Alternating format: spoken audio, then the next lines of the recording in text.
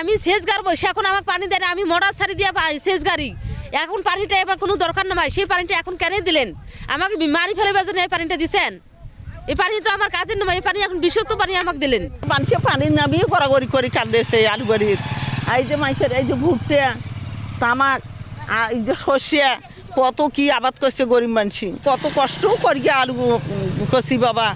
এই যে আলু বাড়িতে তো ভাঙছে, শেষ হয়েছে। আলু আছে, ভুট্টা আছে, গম আছে, তামাক আছে, সরিষা আছে, আবার ওই যে গভীর জায়গায় বিছন ফেলাইছে, মানে প্রচুর ক্ষতি।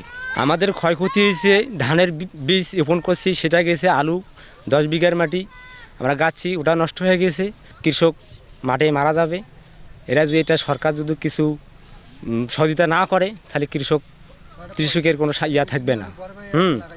আর পানীয় বোর্ড, এই যে ক্যালেন বাঁধে, এই পানীয় বোর্ড কিছু বুঝি না, যখন যে পানিটা লাগবে শেষে সেই পানিটা সেখানে পাওয়া যায় না।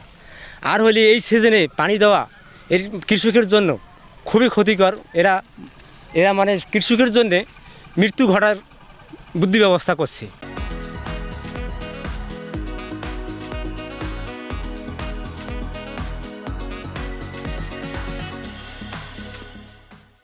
আমরা অলরেডি জিও ব্যাগ আনতেছি, এখানে 1500 জিও ব্যাগ আনতেছি এবং আমরা বালু ভর্তি করে প্রথমে যেহেতু এটা অলরেডি নিচ থেকে এটা আসলে ব্রিজ হয়ে গেছে, আমরা এটা ফিল আপ করে দ্রুত এটা বন্ধ করব, যাতে পানি চলাচলটা বন্ধ করা হয়।